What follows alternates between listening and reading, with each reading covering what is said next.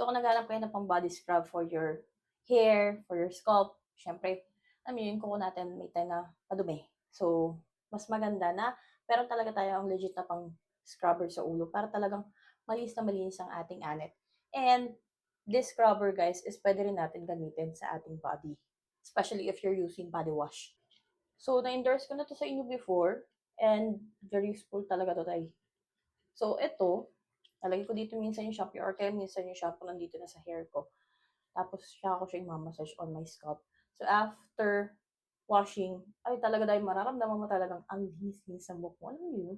Ang lambot-lambot ng hair ko. And this one, guys, after kong magsabon, gumagamit na din ako ng body wash. And minsan yung pang scrub ko. So, after ko ibabad, isang scrub ko rin to. So, malambot lang naman to. Yung mga bristles niya malambot lang din. And alam mo yun, it can really help you to cleanse your body. So, affordable to at may iba't ibang kulay. Ang dali niya pang hawakan. Di ka mahirapang hawakan siya. Ilusot mo na yung kamay mo dito. Madali lang patuyuin. Yun. Ilagay mo na sa isang gilid. Tapos, pwedeng-pwede nyo na siyang gamitin pa ulit. So, magandang may ganito rin tayo sa ating mga bathroom. Yun. Hindi kami iya din na ipag-share kasi, alam yun, washable naman siya.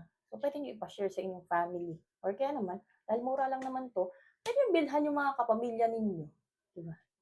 Ang regalo nyo para lahat kayo malinis, hindi libagin. So, yan. You can visit my basket if you wanted this item, guys. It has many colors. Maganda rin talaga nag-exfoliate tayo ng ating katawan.